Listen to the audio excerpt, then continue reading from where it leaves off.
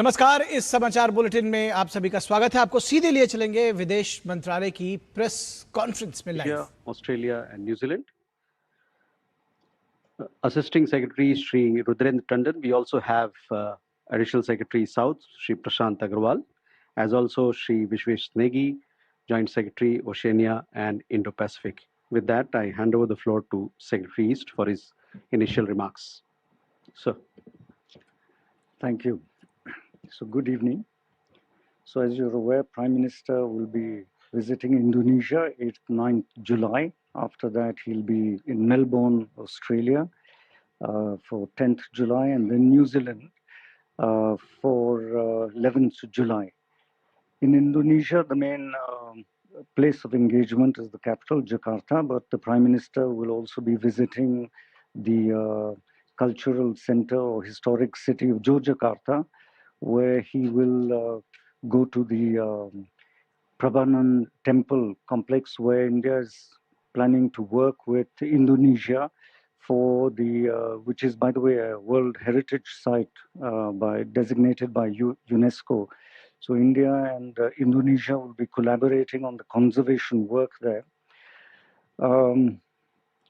As you know, we are still very much at the preparation stage.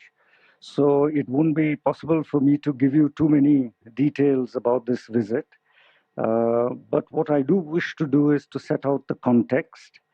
You would have noticed that Prime Minister has been very focused over the last 2 weeks in the Western Indian Ocean region with these very successful visits to Mauritius and Seychelles. Well, now I think starting this week with the visit of Japan and the forthcoming visits to Indonesia, Australia, and New Zealand, the focus has shifted to the eastern maritime zones of the Indian Ocean and our Act East engagement. Given its size and its geography, Indonesia has always played an important role for the security and stability of the Malacca Straits maritime zone. This is a very important maritime zone for India, as it represents one of the most important sea lanes of communication for India as an Indian Ocean nation, not just for India, probably for the global economy itself. I would say that the comprehensive strategic partnership that was first put in place when Prime Minister Modi visited Indonesia in 2018 has become a major building block of India's Act East policy and the Mahasagar vision over these last few years. Indonesia is also a key country within the ASEAN grouping that has been playing collectively a very important role in strengthening the rule-based order in this zone. The visit to Indonesia will be very much a continuation of the conversation on various bilateral tracks of cooperation that began when President Prabowo visited India as the guest of honor in 2025 for the 75th Republic Day celebrations. I guess the leaders will move forward the relationship will review the relationship and try and move it forward in all aspects of the relationship, particularly in the maritime cooperation dimension, in defense, in enhancing the trade and economic relationship, and of course in deepening the age-old people-to-people cultural ties that exist with Indonesia and other countries in the region. In Melbourne, the Prime Minister will participate in the third India-Australia annual summit process. Just for your background information, this is the apex level institutional mechanism that was put in place under the Comprehensive Strategic Partnership Agreement of 2020. This apex level mechanism is fed by ministerial dialogue mechanisms, several of them, but in particular, defense ministers' mechanism, the foreign ministers' mechanism, and the trade ministers' mechanism. But the conversations, I guess, will also cover emerging areas of our bilateral relations, in particular the critical minerals, the cyber security domain, supply chain resilience, emerging technologies, and so on. After Australia, the Prime Minister will be in New Zealand, where he will hold discussions with Prime Minister Luxon. You will recall that Prime Minister Luxon visited India in 2025. He was the guest of honor and keynote speaker at the Raisina Dialogue 2025. And from that time, there has been a kind of inflection in our relationship, which has been gradually developed at a fairly rapid pace. This culminated in the signing of an India-New Zealand FTA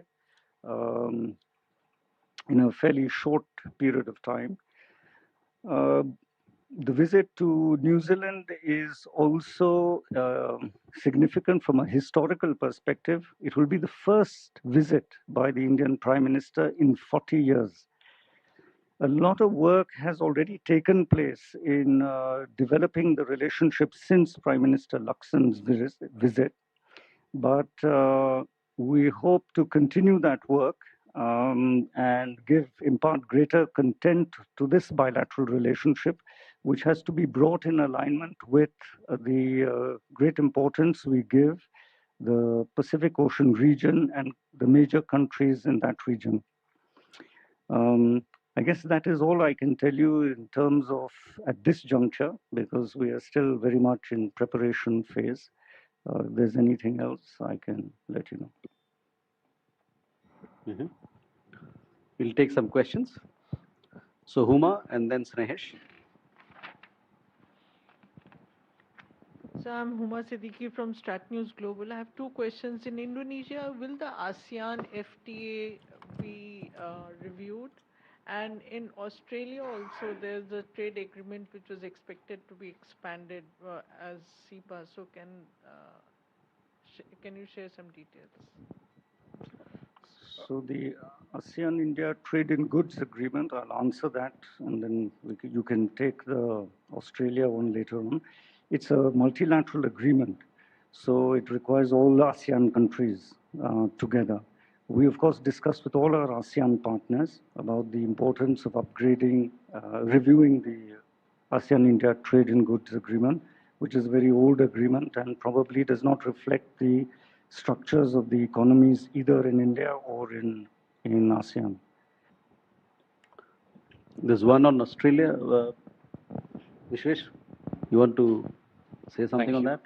So, as you're all aware, in 2022, India and Australia had signed the Economic Cooperation and Trade Agreement. Now, the effort on the two sides is to finalize a balanced, comprehensive economic cooperation agreement. This is being finalized, negotiated by the Ministry of Commerce. What we are expecting is a balanced document to be adopted on both sides, and our teams are closely engaged. We are working with the Ministry of Commerce on that. So, the further rounds of negotiations with the chief negotiators is happening soon. Thank you. Snehesh? So this is Snehesh from the print. Sir, on the Indonesian front, have the Indonesians reached out to India for additional BrahMos? And is India considering the request for a certain line of credit to help them purchase these equipment? And also for Australia, sir, just wanted to check if there is any progress on the uranium front. Are we expecting some progress during the current visit? Thank you. Mm-hmm. Sir? Well, defense cooperation is an important part of the relationship with Indonesia. I don't think we need get into the details of this at this juncture, particularly since we haven't even departed from here, and all these are at preparatory stages. Mm-hmm. Vishwesh, Australia? Thank you. On the question of the supply of uranium, we are aware that India and Australia have a bilateral nuclear supply agreement. However, it has not been implemented for the last few years. And in the recent times, there have been very substantive forward-looking conversations between the two sides. And I think there is a hope that there will be a logical conclusion to the discussions. Divya? Sir, Divya from the Indian Express. Sir, the visit to New Zealand comes at a time when there is some proposal for stricter immigration rules, which seem to be targeted at There. Indian nationals. So, has the Indian side taken note of it? Will there be discussions about that? Can you repeat that question? Sir, the visit to New Zealand, it comes at a time when New Zealand is proposing some stricter immigration rules which seem to be targeted at Indian nationals. So has the Indian government taken note of it? Will that be discussed during the visit? Thank you.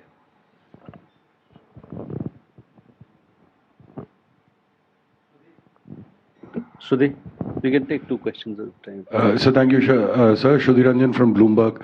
So is there a running theme that we can, identify between the Japanese visit, the visit to Indonesia, and then to Australia and New Zealand? Is there anything, whether it is security, and in particular we see commitments of the United States not being very, very clear about this region? Well, on the migration question, we are aware that there's a lot of discussion in many countries, not just New Zealand, on the whole issue of migration. But the focus of us is actually mobility. It is part and parcel of our trade agreements, and it's very important to maintain that distinction. Government of India has been trying to improve prospects of mobility for our high-skilled workers, our CEOs, our technical expert, because experience has shown us that over a period of time, hassles faced by our technical experts do create the effect of a de facto non-tariff barrier. In fact, this question was tried to be addressed in the recently signed India-New Zealand FTA. And of course, once it comes into effect, we will know how successful that has been. Okay. Pranay? So Pranay Upadhyay from India Today Network. Prime Minister Narendra Modi is engaging with various countries, and recently we have seen that energy has emerged as an important area of cooperation and engagement in our discussions. In terms of our Prime Minister Modi's visit to Indonesia and Australia, what are the components in terms of the energy cooperation which we are looking at, be it the fossil fuel, conventional, non-conventional? If you can highlight those things. So I'll answer that because I forgot to answer the question on running theme. So running theme, well, I think for all our Act East policies or partnerships, we do look at trade, we do look at defense and security cooperation, we do look at the cultural connect, because that's a very important thing for us. That would be roughly the broad themes. But of course, at the same time, we deal with emerging issues like energy, like critical minerals, like depending on the country, depending on the potential, we structure a relationship in a particular way. So specifically on oil in Indonesia, I won't say that that's a thing, or Australia, but certainly emerging areas involving renewables, emerging areas involving critical minerals which go into that, all these are on the table and form part and parcel of the conversations we have in the region.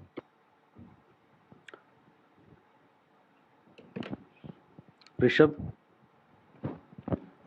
So good evening, Rishabh from NDTV. So one quad partner to another, are we going to discuss, since we have discussed critical minerals and rare earth minerals with Japan?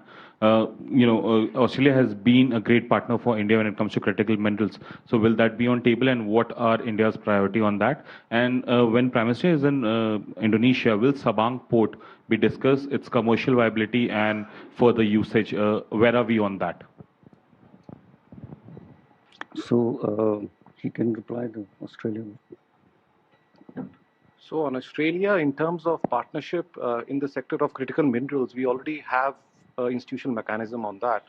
The idea is to take forward, include how we can further intensify the efforts of both sides in terms of new investments. That would be part of the agenda of the talks between the two leaders and all. And our expectation, as I said before, was to have further movement in this important sector for India, critical minerals. On the Sabang port, of course, connectivity with Indonesia, particularly maritime connectivity, is an important focus area because it helps trade, it helps the connections that we wish to develop with Indonesia. Sabang port was one such project. We have a task force comprising of expert and line ministries of both sides working on the project. We continue to work on the project, but I cannot report any specific breakthrough or major. Some amount of connectivity is already happening, and we are trying to develop that further because it is a important project, and it is something that was discussed, I think, several years ago at the highest level. So that's a work in progress. Siddhant. Hi, sir. Siddhant from WION. Sir, what will be a diaspora component during the three-nation visit? We have seen posters of Prime Minister's mega diaspora event in Melbourne. So if you can perhaps highlight that in all three countries. Well, as you know, the Prime Minister, the demand from the Indian community is always so strong that it's become an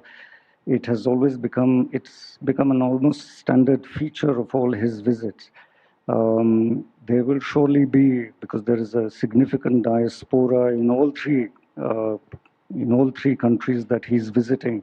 So there will certainly be a diaspora component. It will, of course, be formatted differently in different countries.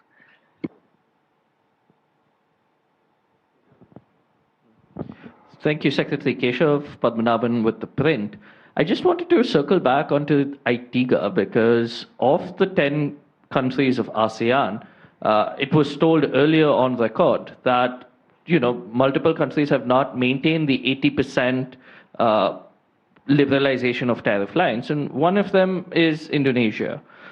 Given that this is an important ask from India that has consistently been raised over the last 4 years since the review has been going forward, is this on the agenda? Is there a position that India is taking on this to sort of nudge Indonesia, given how good the ties have been over the last years, to sort of ensure this 80% liberalization of tariffs so that the review can move forward? Well, my understanding of the ITIGA is that it's a multilateral. So different countries are meant to give tariff concessions at different levels. That was the initial agreement. The review process will try and bring about greater liberalization on both sides. But mind you, this is a multilateral agreement, so it will be everyone together. We do have continuous conversations with all the significant economies in the ASEAN region because naturally the negotiations with them will be critical in getting the review process through. But simultaneously, we are also pursuing an upgradation of ties bilaterally, which is, again, a continuous process. So beyond that, one can't say very much, especially when discussing an agreement that requires negotiating with all 10 people at the same time. Krishna Mohan. Sir, Krishna Mohan Sharma, Bharat express से एक सवाल जो agricultural produce को लेकर जो हमारा export import होता है ऑस्ट्रेलिया और भारत के बीच बहुत अच्छी सहमति ECTA एग्रीमेंट के बावजूद भी नहीं हो पाया है, तो क्या हमें लगता है कि इस बार जो विजिट होगी उसके बाद ये बैरियर्स खत्म हो जाएंगे? विश्वेश। Thank you. आपका जो क्वेश्चन है काफ़ी इंपॉर्टेंट क्वेश्चन है, पर ये जो सारे एलिमेंट्स है, ये जो सीका का नेगोशिएशंस हो रहा है ऑस्ट्रेलिया के साथ, उसमें शामिल है। तो जब उसका फाइनलाइजेशन होगा कॉम्प्रिहेंसिव इकोनॉमिक कोऑपरेशन अरेंजमेंट का, तो उसमें एक सेपरेट पोर्शन है इन टर्म्स ऑफ जो हमारा टेक्नोलॉजी एग्रीकल्चर में और जो उसका एक्सपोर्ट इंपोर्ट आदान प्रदान वगैरह, तो वो उसमें होगा एड्रेस। अभी विजिट में तो बेसिकली उसको एक पुश मिलेगा एक तरह से caeca negotiation. Thank you. Sahil. Sir, I'm Sahil from ENI News Agency. Wanted to know about this during the conversation between India and Australia. Will this a sudden visa cap and rejection of Indians for Indian students? Will that be also discussed while they will bilateral? Thank you. Okay. Umashankar Singh, independent journalist. बहुत सारे भारतीय छात्र जो हैं वो Australia जाते हैं पढ़ाई के लिए, लेकिन पिछले कुछ 2-3 सालों में वीज़ा फ़ी में काफ़ी बढ़ोतरी हुई, तकरीबन 250% वीज़ा फ़ी बढ़ाया गया और यूनिवर्सिटी ट्यूशन फ़ी भी जो है वो बढ़ा है। तो क्या ये भी एक डिस्कशन का पार्ट होगा प्राइम मिनिस्टर जब वहाँ पे होंगे? Vishwesh. Thank you. I think it's a very important question. Australia remains a very popular destination for Indian students. As you know, more than 100,000 Indian students are there at this point of time in various colleges and institutes. We are aware of the concerns of the Indian students facing delays in approval of the student visa applications, including various other aspects for their as part of the process of admission.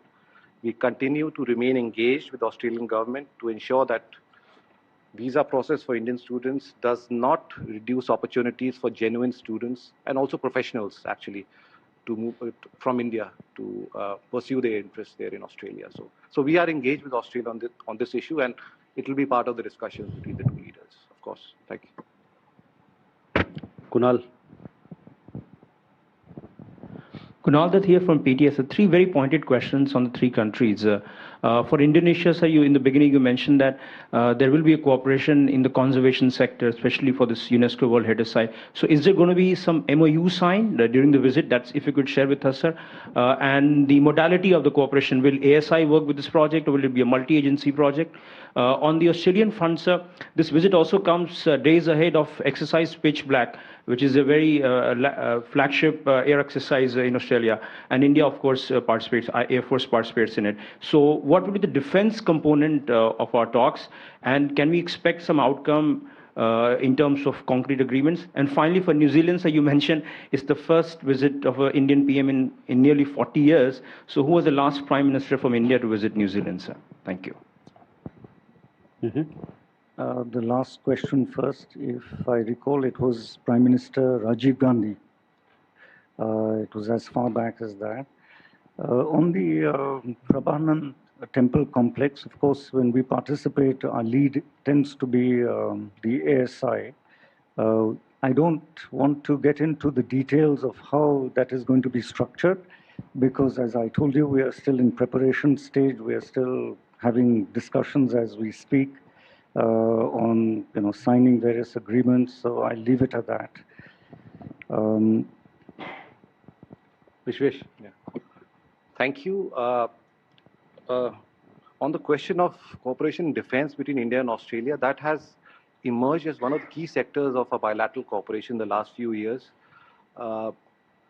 The scale and frequency of engagements between the militaries and the defense officials have risen exponentially in the last few years. Recently, we had the Australian Deputy Prime Minister, who was also the Defense Minister. He had a very fruitful meeting with our Minister of Defense. I think our expectation is that when the leaders meet next week, we would be able to further expand our cooperation in newer areas of defense collaboration. Thank you. Neeraj. Sir नमस्कार, मैं नीरज दुबे प्रभा साक्षी से। Sir क्या इस दौरे के दौरान Bharat Australia रक्षा सहयोग को ऑकस या अन्य पश्चिमी सुरक्षा व्यवस्थाओं के साथ किसी स्तर पर जोड़ने पर भी चर्चा संभव है? इसके बारे में तो अभी भी बताया इन्होंने, रक्षा संबंध के बारे में। खैर विश्वेश, आप कुछ कहना चाहेंगे? नहीं, अभी ऑकस पे तो ऐसा कोई मेरा वो पॉइंट नहीं है। And I have already explain कि जो हमारा इंडिया ऑस्ट्रेलिया का कोऑपरेशन डिफेंस में जो है वो वही है जो। Awadh.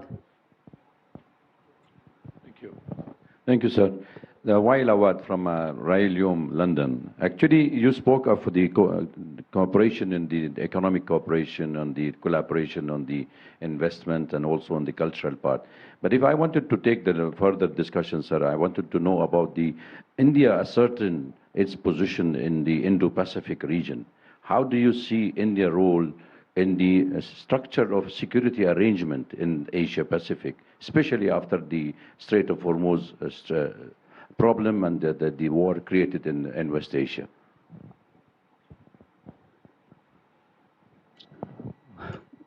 Well, that's a difficult question. But see, we do a series of engagement as part of our Act East policy with multilaterally as well as bilaterally. And the general idea is to ensure that international maritime law, international norms, and a rule-based maritime order is preserved in all contiguous maritime zones to the Indian Ocean, because we are an Indian Ocean country.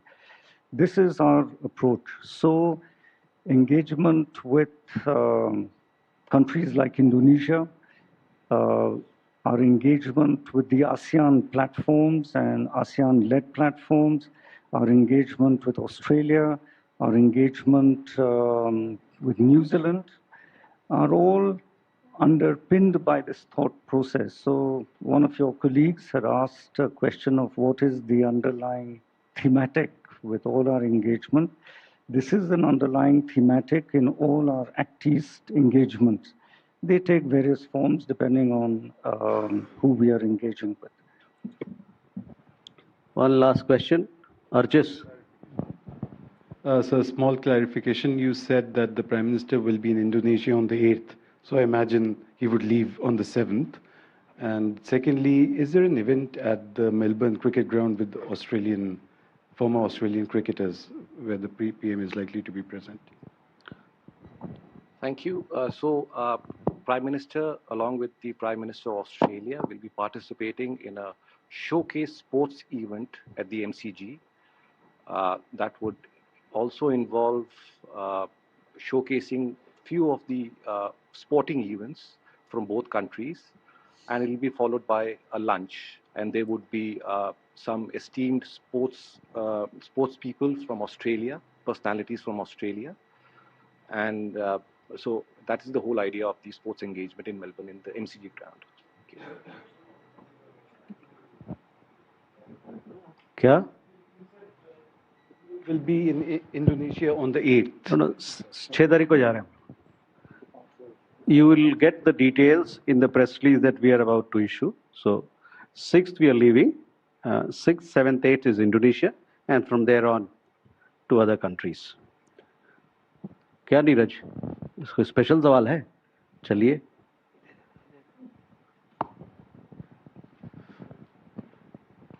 Sir, Neeraj हूँ news 18 India से। खालिस्तान समर्थकों की गतिविधियां Australia में हाल के वर्षों में बहुत बढ़ी हैं। प्रधानमंत्री नरेंद्र मोदी के दौरे पर जा रहे हैं और ऐसे वक्त में जब पिछले साल इंडिपेंडेंस डे सेलिब्रेशन के मौके पर वहां खालिस्तानी समर्थकों ने हंगामा किया था, तो ऐसे में ये मुद्दा कितनी मजबूती से भारत उठाएगा ऑस्ट्रेलिया के समक्ष?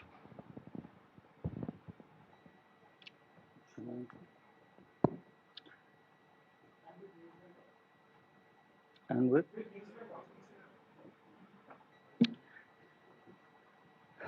well, in all our international engagements, whether it is multilateral or whether it is bilaterally, I think it's on record that we take very, very strong positions against terrorism and violent extremism. Okay, there's no doubt about that. We do feel that the international community has to be continuously reminded that terrorism and violent extremism remain a serious threat to international peace and security. We also have to repeatedly repeat ourselves that terrorism is really nothing short of a crime against humanity. These are discussions we have everywhere, including with our very close partners. So you can take it for granted that this happens wherever we go.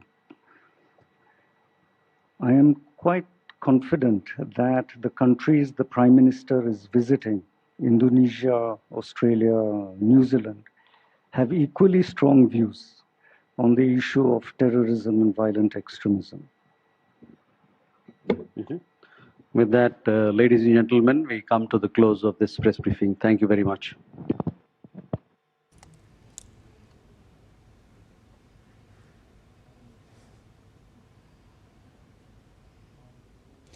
तो आप देख रहे थे विदेश मंत्रालय की press वार्ता, जिसमें प्रधानमंत्री नरेंद्र मोदी के आगामी विदेश दौरे, जिसमें इंडोनेशिया, न्यूजीलैंड और ऑस्ट्रेलिया की वो यात्रा पर जा रहे हैं, उसको लेकर के विस्तार से जानकारी दी गई कि किस तरह से इन देशों के साथ रिश्तों को और प्रगाढ़ करने के लिए और किस तरह से जो प्रधानमंत्री नरेंद्र मोदी की यात्रा है वो किस तरह से आगे बढ़ेगी, क्या क्या कार्यक्रम होंगे और किन मुद्दों पर बातचीत होगी, द्विपक्षीय वार्ताएं क्या कुछ होंगी, उन सब बारे में विस्तार से जानकारी MEA की विदेश मंत्रालय की इस प्रेस कॉन्फ्रेंस के जरिए दी गई।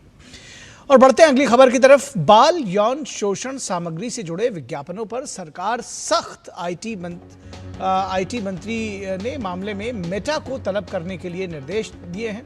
IT मंत्री का मेटा को तलब करने का निर्देश है, ये सूत्रों से जानकारी मिली है। ब्रेकिंग न्यूज़ हम आपको दे रहे हैं। इंस्टाग्राम पर आपत्तिजनक विज्ञापनों को लेकर सरकार ने सख्ती दिखाई है और अधिकारियों को मेटा को तलब करने का आदेश है। इंस्टाग्राम विज्ञापनों के मुद्दे पर मेटा से स्पष्टीकरण मांगा जाएगा।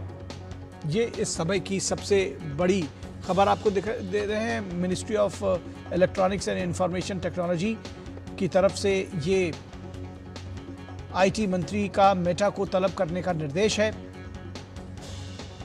बाल यौन शोषण से जुड़े विज्ञापनों पर IT मंत्री ने कड़ा रुख दिखाया है। इंस्टाग्राम पर आपत्तिजनक विज्ञापनों को लेकर सरकार का सख्त रुख सामने आया है, जब IT मंत्री ने मेटा को तलब करने का निर्देश जारी किया है अधिकारियों को। IT ने मिनिस्ट्री ऑफ इंफॉर्मेशन टेक्नोलॉजी अधिकारियों को दिशा निर्देश दिए हैं और मंत्रालय इस मामले पर मेटा से स्पष्टीकरण मांग रहा है। और इस पूरे खबर पर बातचीत करने के लिए हमारे साथ निशांत, हमारे संवाददाता जुड़े हुए हैं। निशांत, क्या है पूरी खबर? सबसे पहले तो इसके बारे में बताइए, जो आपत्तिजनक विज्ञापन क्या कुछ थे और मंत्री का मंत्रालय क्या क्या कुछ रुख सामने आया है? देखिए, इंस्टाग्राम पे बच्चों के यौन शोषण से जुड़ी आपत्तिजनक सामग्री को बढ़ावा देने वाले कुछ विज्ञापन सामने आए थे, जिसको लेकर केंद्र सरकार बेहद गंभीर नजर आ रही है और खुद मंत्री ने इसमें मैटी के वरिष्ठ अधिकारियों को निर्देश दिए हैं कि मेटा के अधिकारियों को तलब किया जाए और उनसे इस पूरे प्रकरण का स्पष्टीकरण लिया जाए। सरकार ये जानना चाह रही है कि आखिर ऐसे विज्ञापन किस तरीके से इस प्लेटफॉर्म पर दिखाई दिए, उन्हें मॉडरेट करने की व्यवस्था थी या कहीं इनसे चूक हुई है, भविष्य में ऐसी घटनाएं दोबारा ना हो, इसके लिए कंपनी क्या ठोस कदम उठाएगी। और मंत्रालय इस बात की भी समीक्षा करेगा कि जो भारतीय कानून और IT नियम है, इसके तहत इन्होंने अपनी जिम्मेदारियों का पालन किया या नहीं किया। कुल मिलाकर कहा जा सकता है कि अगर मेटा अपना जो जवाब है उससे सरकार संतुष्ट नहीं, तो हो सकता है भविष्य में मेटा पे कार्रवाई भी हो। जी जी जी जी जी तो क्या इस विषय में अभी कोई और पुख्ता जानकारी मिल पाई है कि जो मेटा को बुलाया गया है या जो तलब करने का निर्देश है वो कब तक के लिए है, और क्या उस विषय में कुछ और जानकारी इकट्ठा हो सकी है कि क्या कुछ निर्देश जारी किए जाने हैं? देखिए, अभी इस पर पूरी पुख्ता जानकारी बस केवल इतनी है कि मंत्रालय इस पर बेहद गंभीर और खुद अश्विनी वैष्णव जो कि मंत्री हैं इस पूरे मामले को गंभीरता से देख रहे हैं और इस तरीके की, भारत में खासकर कहा जाए तो इस तरीके की आपत्तिजनक सामग्री बिल्कुल भी बर्दाश्त नहीं है, मंत्रालय का कहना है। और इसी के चलते अब मेटा के अधिकारियों को तलब किया गया और ये कहा जा सकता है कि अगर इस घटना की सबसे बड़ी बात है पुनरावृत्ति ना हो, दोबारा ये घटना इस तरीके की नजर ना आए और जिस तरीके से बच्चों से जुड़ी आपत्तिजनक आपत्तिजनक सामग्री है। ये कहा जा सकता है कि अब जो है सरकार इस पर अपना कड़ा रुख अख्तियार कर चुकी है। चलिए, बहुत शुक्रिया इस तमाम बातचीत और जानकारी के लिए। और रुकेंगे एक छोटे से ब्रेक के लिए, कहीं मत जाइएगा, जल्द हाजिर होंगे।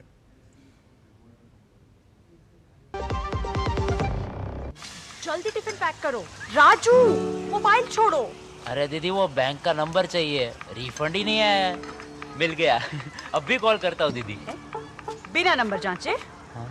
अक्सर जालसाज बैंक की नकली वेबसाइट और फर्जी नंबर से पैसों की धोखाधड़ी करते हैं। तो फिर सही नंबर? बैंक की ऑफिशियल वेबसाइट या तो कार्ड। आपने तो बचा लिया दीदी। काम से नहीं। आरबीआई कहता है, सही वित्तीय बर्ताव करे आपका बचाव। पता है, लोग अक्सर मुझसे पूछते हैं कॉल सेंटर का स्टेडी जॉब क्यों छोड़ा। I wanted more out of life. बस मैंने अपना स्टार्टअप शुरू किया। जानना चाहोगे कैसे? Then start up your own business as an LIC agent. यहाँ सब कुछ है। Great products, zero investment, leading organization and unlimited opportunities. तो क्या आप तैयार हैं? LIC एजेंट बनो। अब बड़ा सोचो। हमारी वेबसाइट पर जाएं या अपनी नजदीकी LIC शाखा से संपर्क करें। स्वागत है आपका ब्रेक के बाद। और उपराष्ट्रपति सीपी राधाकृष्णन ने एमपी लीड फेलोशिप के प्रतिभागियों के संवाद कर उन्हें राष्ट्र निर्माण में सक्रिय भूमिका निभाने का संदेश दिया। उपराष्ट्रपति ने कहा कि हिमालय से कन्याकुमारी तक फैली भारत की साझा सांस्कृतिक विरासत ने हमेशा राष्ट्र को एकजुट किया है और यही इसकी सबसे बड़ी ताकत है। उपराष्ट्रपति सीपी राधाकृष्णन ने उपराष्ट्रपति भवन में एमपी लीड फेलोशिप के 40 प्रतिभागियों से संवाद किया। युवाओं को संबोधित करते हुए उपराष्ट्रपति ने कहा कि नेतृत्व का सही मापदंड अधिकार नहीं बल्कि सेवा, ईमानदारी और करुणा है। युवाओं को बड़े सपने देखने के लिए प्रेरित करते हुए उन्होंने कहा कि भविष्य में उनमें से कोई भी भारत का उपराष्ट्रपति बन सकता है। उपराष्ट्रपति सीपी राधाकृष्णन ने कहा कि 5000 से अधिक आवेदकों में से चुने गए 40 प्रतिभागियों में 62% महिलाएं हैं, जो पब्लिक लाइफ में महिलाओं के बढ़ते नेतृत्व और इस पहल की समावेशी भावना को दिखाता है। उपराष्ट्रपति ने युवाओं को क्षेत्र, भाषा और जाति से ऊपर उठकर राष्ट्र सदैव सर्वोपरि का संदेश दिया। उन्होंने कहा कि एमपी लीड फेलोशिप एक आदर्श मंच है जिससे युवाओं को कक्षाओं से परे दुनिया का पता चलता है। That 40 outstanding young men and women out of the 5,000 applications have been selected and you are one among the 40. And this speaks volume about your achievement. From the bottom of my heart, I congratulate every one of you for taking this hard work to learn. I appreciate it. I am much more happy that out of these 62% of the fellows are women. That is another very interesting thing, that reflecting the growing leadership of women in public life and inclusive spirit of this initiative. What we are talking about reservation for women. ये बहुत ही मैंने छोटा सा प्रयत्न किया है।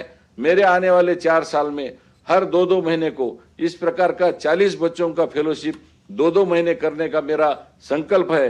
मैं आपसे आशीर्वाद लेना चाहता हूं कि इस फेलोशिप के माध्यम से 2000-3000 जितने भी बच्चे हो वो माँ भारती की सेवा में आगे बढ़ेंगे, सेवारत रहेंगे और देश को अपना त्याग और समर्पण देकर आने वाले इस जनजी के बारे में, ये हमारी भारत माता के सुपुत्र के नाते से तो मैं ये भी चाहता हूं कि इसमें से कई बच्चे राजनीति में भी आए, तो राजनीति का शुद्धिकरण करना बहुत जरूरी है। दरअसल एमपी लीड फेलोशिप राज्यसभा सांसद डॉक्टर अजीत माधवराव गोपचड़े की पहल पर शुरू किया गया 2 महीने का इंटर्नशिप कार्यक्रम है, जो युवाओं को शासन, सार्वजनिक नीति और विधायी प्रक्रियाओं का प्रत्यक्ष अनुभव प्रदान करता है।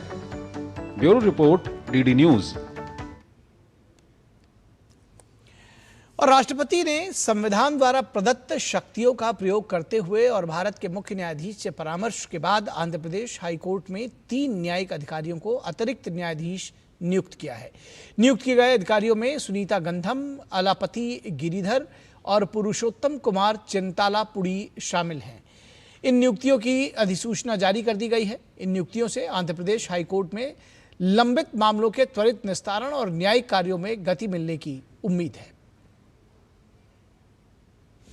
और केंद्रीय मंत्री मनसुख मांडविया ने नई दिल्ली में इंडस्ट्री एसोसिएशन कॉन्क्लेव को संबोधित किया। Doctor BR Ambedkar international centre में आयोजित इस कार्यक्रम में इंडस्ट्री के प्रमुख प्रतिनिधि शामिल हुए। कार्यक्रम को संबोधित करते हुए केंद्रीय मंत्री ने कहा कि युवाओं के विकास के लिए इंडस्ट्री को भी साथ आना होगा। इंडस्ट्री में भी माई भारत विंग बनाने के साथ ही वाइब्रेंट विलेज में CSR के तहत गतिविधियों का संचालन किया जाना चाहिए। उन्होंने कहा कि इंडस्ट्री के प्रतिनिधि महीने में एक बार वहां विजिट करें, स्थानीय उत्पादों को मंच प्रदान करें। गांव के विस्थापन को रोकने में हमें मिलकर काम करना होगा। वाइब्रेंट विलेज से माइग्रेशन देश की सुरक्षा के लिए भी ठीक नहीं है। राज्य मंत्री रक्षा खड़से ने कहा कि 2047 में विकसित भारत बनाने में यूथ की बड़ी भूमिका होगी। माई भारत को इंडस्ट्री का सहयोग आगे ले जाएगा।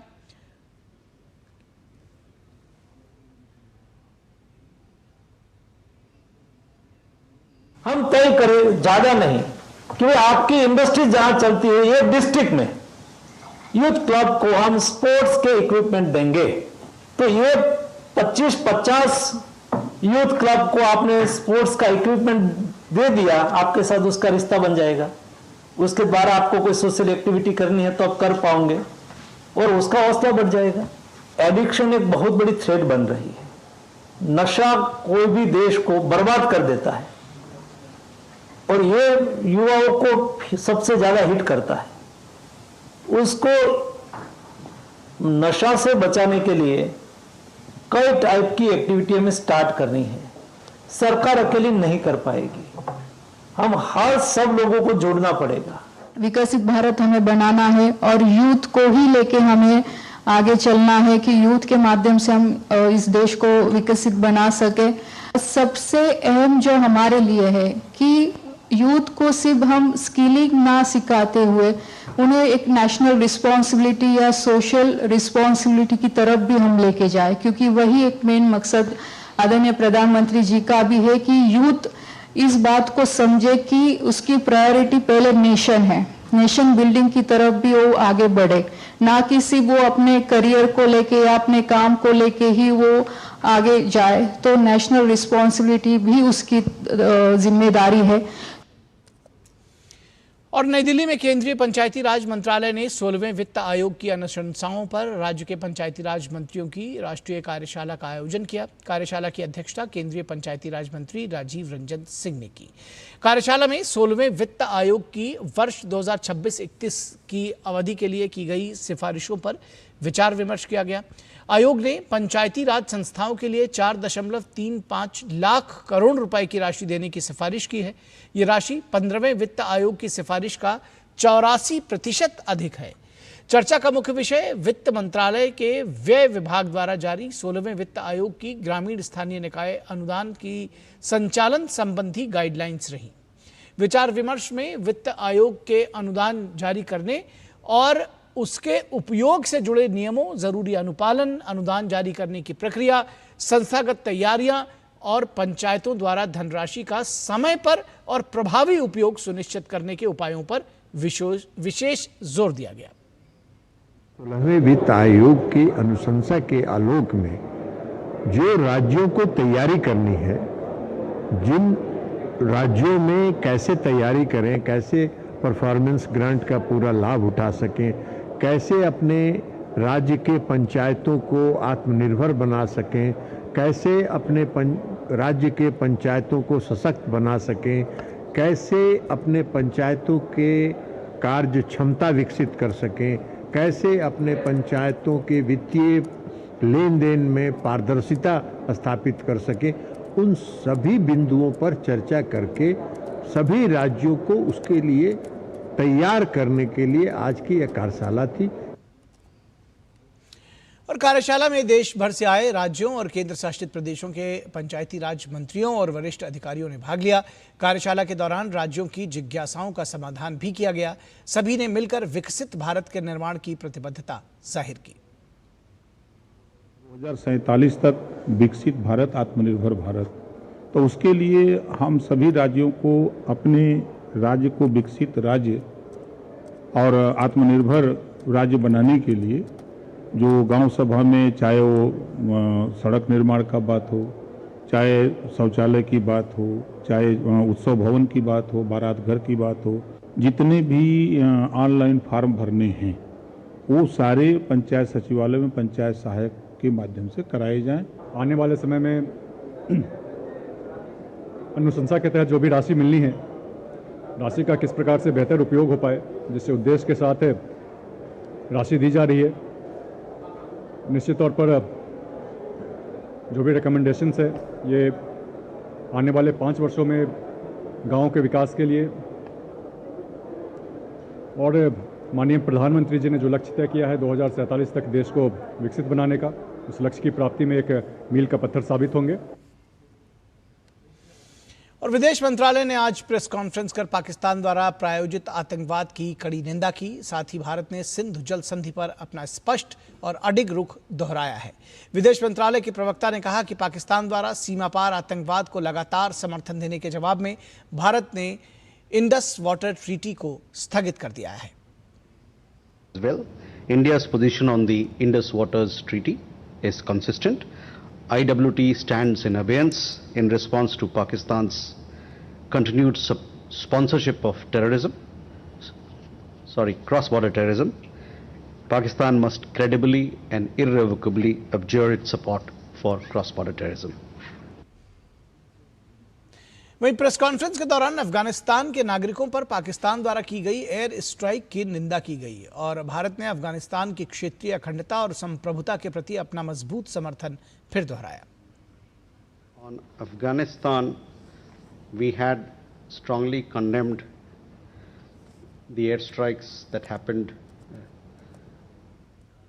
from Pakistan into Afghanistan, in which several civilian lives, including women and children, were lost.